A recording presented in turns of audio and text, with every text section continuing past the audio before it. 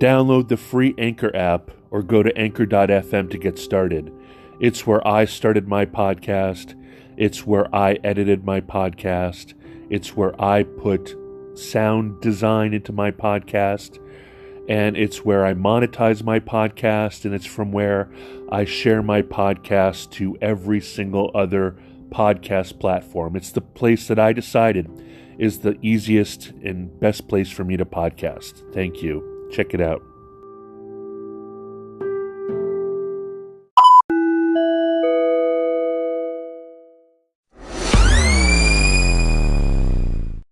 Welcome to Season 2, Episode 20 of ChrisCast. I'm so sorry for the interminable delay, but business has taken priority in the ChrisCast world. And I don't know if you know this, but I have a business, and I have a business partner, and my business partner, every summer, because he's a mensch and the best dad ever, is he always works with his wife, Gretchen. They work at a overnight summer camp in the Adirondacks or in the hills of New York or something like that.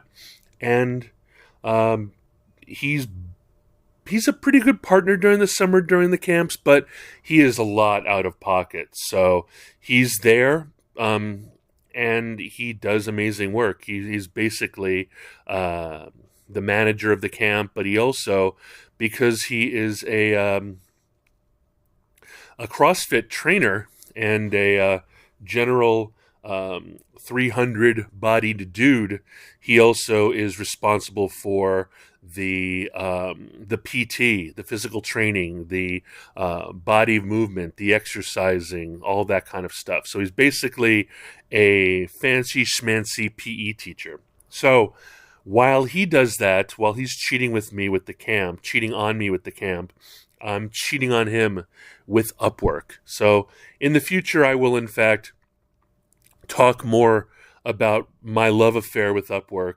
But today, I have a special thing for you, and it has to do with complete serendipity. You might not know this, but I am a podcasting, I'm a consumer of podcasts, and I have a trillion podcasts that I've subscribed to on Podcast Addict on my Galaxy Note Plus. And there's a million podcasts, and I join them indiscriminately. I will join any podcast that doesn't have to do with sports.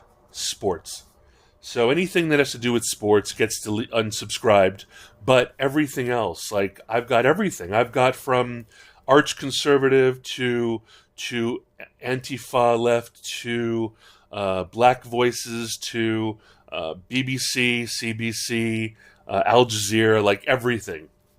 And I basically listen according to what's recently been downloaded. So even though there's 4,000 downloaded MP3s of various podcasts, I really only listen to the top 100 per day that are the latest and greatest. So if you haven't published in a while, I haven't heard you. And I do say a lot. So on that note, I was walking. I know exactly where it happened. I was leaving my building. I had my Pamu Slide Bluetooth earbuds in my head, and I was listening to the latest downloads, and up pop. So here's a background. After the break.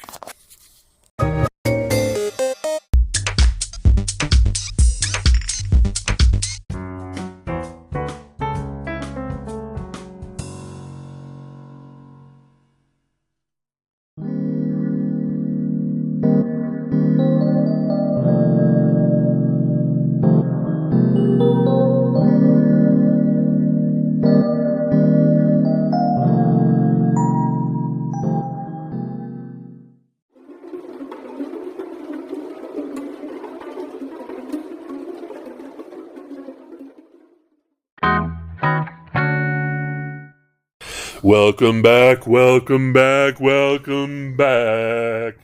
This is Chris Cast Season 2, Episode 20.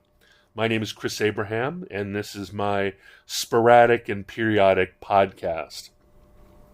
So, I'm leaving the building with my Palmu slides in my head, my Galaxy S2E20 Note Plus, and my app, which is Podcast Addict.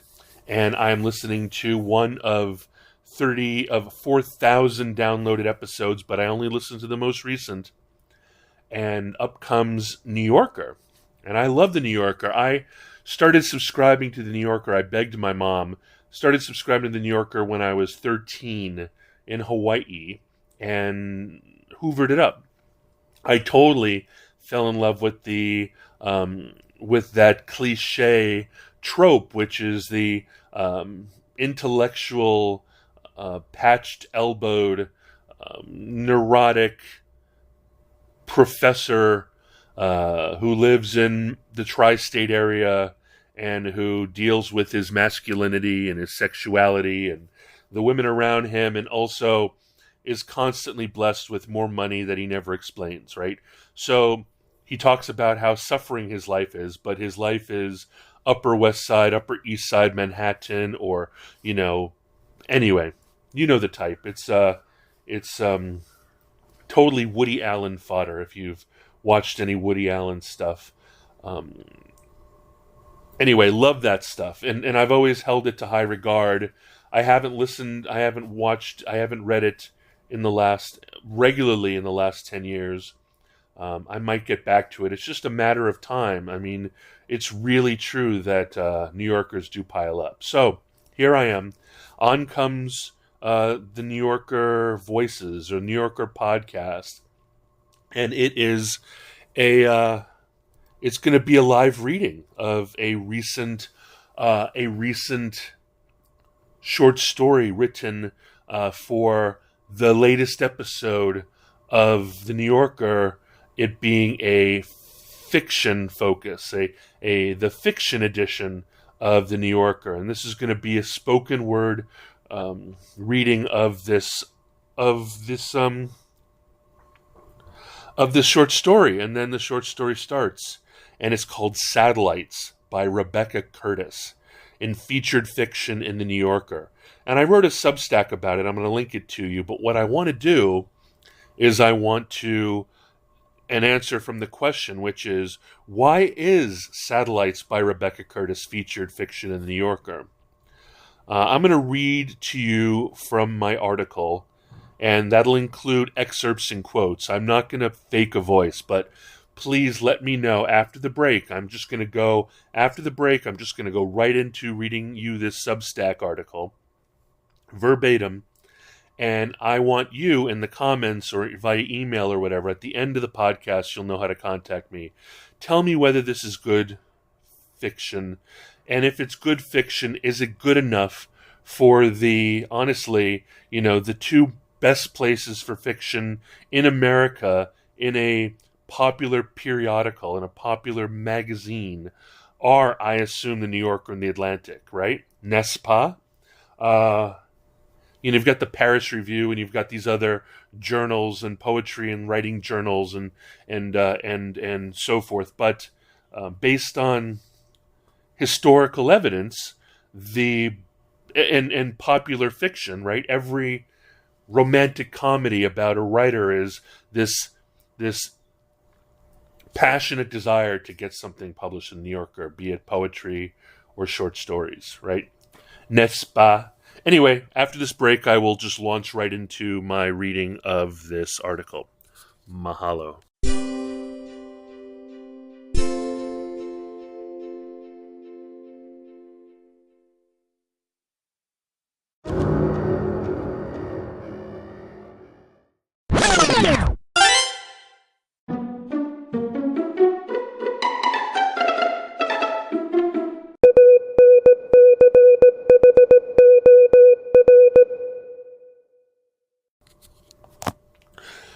Why is Satellites by Rebecca Curtis featured fiction in the New Yorker?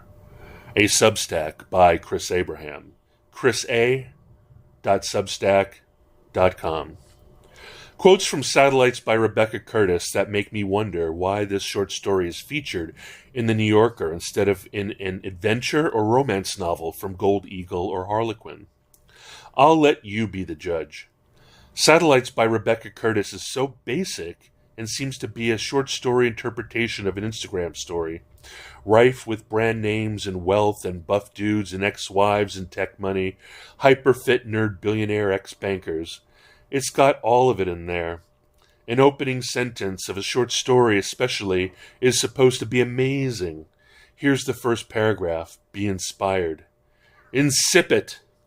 Here we go. Quote, "One day last July, my husband's friend, Tony Tarantino, a tall, good-looking, rib-eye and scotch-loving, thrice-divorced, AB-negative Trump enthusiast, drove up from Virginia Beach to the Jersey Shore to visit my husband, a retired banker, at his hulking 9-bedroom, 8-bath Tudor in the town of Coda by the Sea. And after we'd all been chatting, sans masks, on the porch for a while, right after Tony enjoyed an organic, grass-fed marrow burger I'd picked up for him from Cave, the excellent local paleo restaurant, his cell phone rang. He said, 'Hello?' Then frowned and hung up. He blushed as he placed his phone on the table next to his Mai Tai." Unquote. Does that sound like a featured fiction issue of the New Yorker or a Hallmark Channel fan fiction? I didn't need to scroll much further to find this. Quote, "Tony's wife was in Virginia, in the house he had bought for her. She was new. His fourth, a curvy Irish redhead, 20 years his junior, named Sinead, a paramedic. They lived together for a number of years, and Sinead had been pushing for marriage and babies. To please her, Tony had reluctantly consented to marriage. He loved her. More important, he said, they agreed philosophically, talked endlessly, and had fun in bed. She hadn't come to Coda because she was shy. She couldn't visit us, she said, because she'd never met us." Unquote.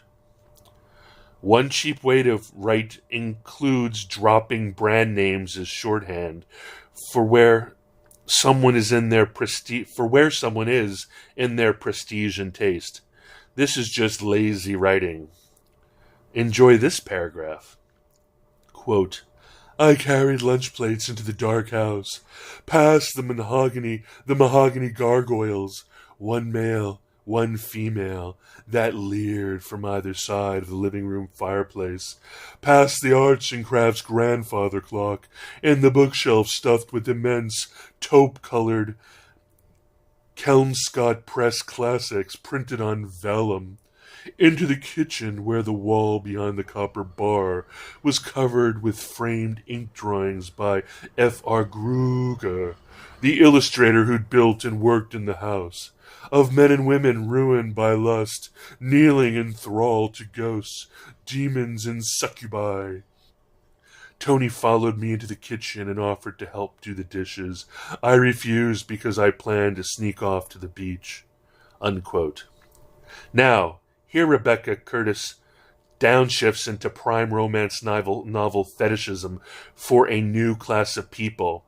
If this is a new form of writing that has been influenced by Bravo and Instagram and YouTube unboxing and van life and the trope of the evil banker who is not a sex and drug hedonist but a foodinist who eschews all the trappings of a Chad for becoming the true Renaissance man. Quote, "I like them both, but when two guys who've known each other since age 13 get together, they yap, and I wanted to lie on the beach and absorb negative ions from the beach before the latest hurricane landed that afternoon. My husband and Tony were anxiety-ridden workaholics who'd focused from a young age on earning cash. Tony wanted enough for a good life, Connor enough to feel safe. They were 56, years old, though Connor looked 45 and Tony 35. They were meticulous, but owning to oversights, they'd each had 5 kids by 4 women. They were 2 nerds from New Hampshire. Unquote. Yeah, nerds from New Hampshire. That said, I do know someone exactly like that, but he's from Maine, and he now lives in LA. Okay, maybe I am reacting so badly to all of this because I recognize lots of men who are just like this, but it's so painful to watch it written into the world like this. Quote, my husband was short, broad-shouldered and muscular, with a handsome olive-tinted oval face, a huge nose like an ice scoop, and black eyes. Genetically, he was 60% Irish, 20% Syrian, 2% Jewish, and 18% English. But he identified as Dutch New Netherlandish. His ancestors, he told me, had founded America. He'd started working at age 12 as a farmhand and eventually acquired a PhD in quantum physics from Harvard, then served for decades as the head quant at a world-renowned investment bank. But he wasn't smart enough to be skeptical when go-go dancers said, "Don't worry, I'm on the pill," unquote. It's so materialistic. It's so completely superficial. The problem here is that this short story might surely turn the corner and become beautiful, profound, sublime, transcendent, and important. But it feels impossible to get there from the beginning. I discovered this story randomly because I know how to use it, thank you, subscribed to every single podcast ever podcasted. So I was excited to see that the next pod in my queue was from the New Yorker. A2 Eustace. Here's some more. Tony was tall, tan, and broad-shouldered, with a shaved head, dimpled cheeks, a straight nose, and huge, long-lashed brown eyes. He was half Jamaican and half Italian, but he identified, lately, as Italian. Ever since he'd arrived at Piscataqua High School in coastal New Hampshire in the 1970s, stick skinny with an afro, and sat at the nerd table with my husband during lunch, females had asked to sit by him. The bakery girls who worked at Demoula's supermarket where Tony and Connor stocked dairy products always offered Tony free hot cross buns.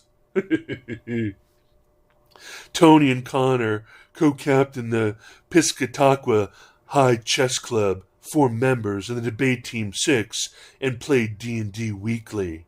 Tony was opinionated but a people pleaser, and both he and Connor were hedonists.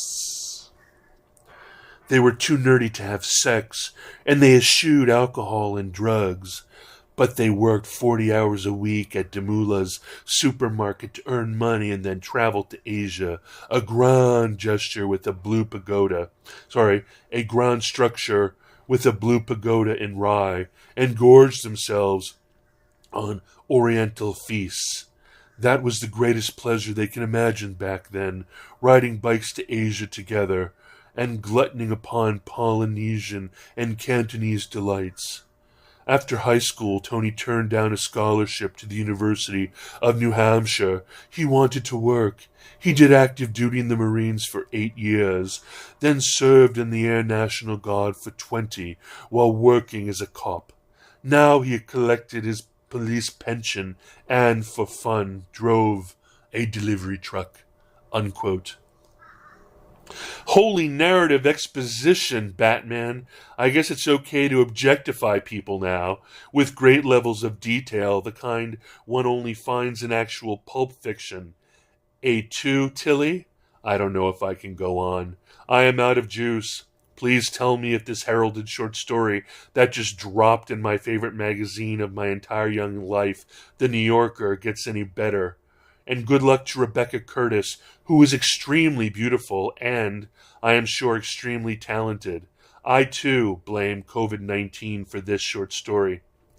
I assume Rebecca Curtis and all her editors were COVID drunk the entire time, and maybe this is the direct result of a Pfizer vaccination side effect. I surely might be mistaken. My taste in fiction might be entirely old-fashioned. If so, I might be an old. But I'm not a boomer. I'm still only 51. If you want to read this short story, check it out. It is in the fiction issue, July 12th and 19th. So this fiction issue is extra thick, and so it spans 2 weeks. If you don't know, the New Yorker comes out weekly, and it's fiction issue July 12th and 19th, 2021. It's called Satellites by Rebecca Curtis. Came out online July 5th, 2021. And if you want to listen to the short story as read by her, it's you can search for The Writer's Voice, fiction from the magazine. Rebecca Curtis reads Satellites with Deborah Treisman, July 6th, 2021. So as a result, that is that. I will have links to both things in the show notes. So if you look at the show notes, I will copy and paste as much of this Substack article as I can in the show notes. And I will start it with links to the Substack. I will start it with links to the article and to the spoken word. All right. We'll be right back after these messages.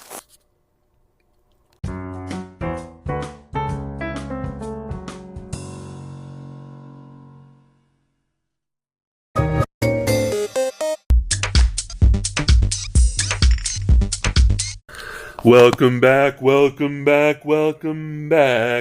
Season 2, episode 20 of ChrisCast. That's it. This one's pretty short. I just needed to share that. When you search for Satellites Rebecca, whatever her name is, when you search for Satellites Rebecca Curtis, or Satellites New Yorker Rebecca Curtis, or just Satellites Rebecca Curtis,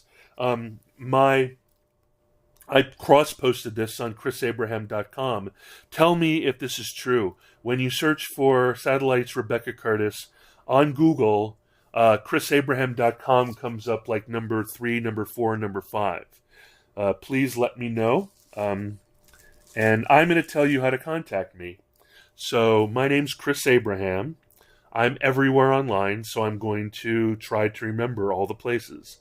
I'm at Chris Abraham on Twitter, at Chris Abraham on Instagram, at Chris Abraham on YouTube.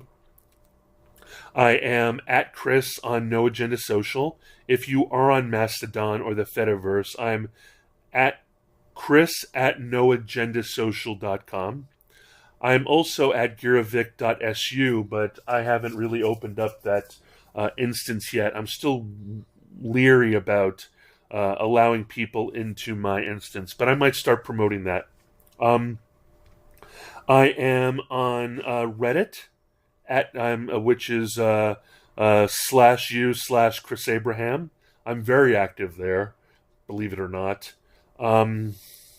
I am on TikTok, but I'm not a creator, but I'm Christopher Abraham. I believe Christopher Abraham or Christopher J. Abraham.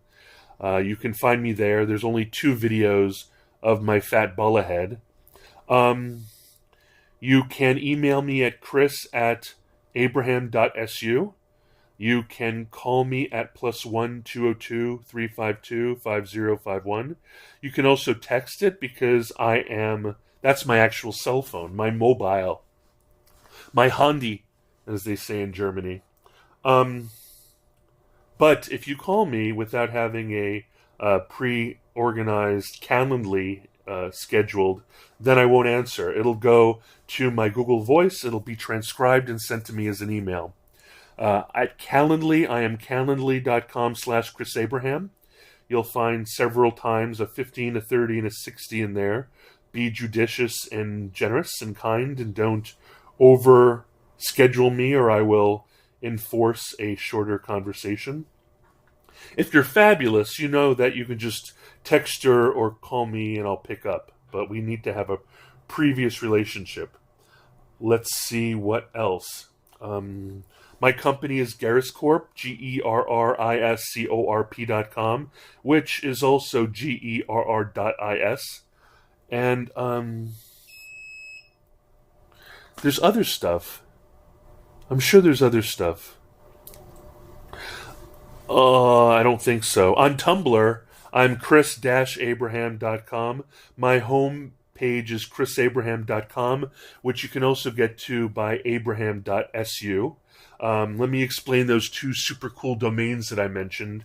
I love collecting rare domains, and when I discovered that the Soviet Union still had a TLD, a top-level domain, .su, .Soviet Union, and there's only 100,000 registered SU domains, I realized that I can get any domain I want. Like, I've always wanted, since I was a wee lad, chris@abraham.com, but Abraham is a global prophet, right? So that wasn't going to happen. But in the godless world of the Soviet Union, I was able to get abraham.su, abraham.su.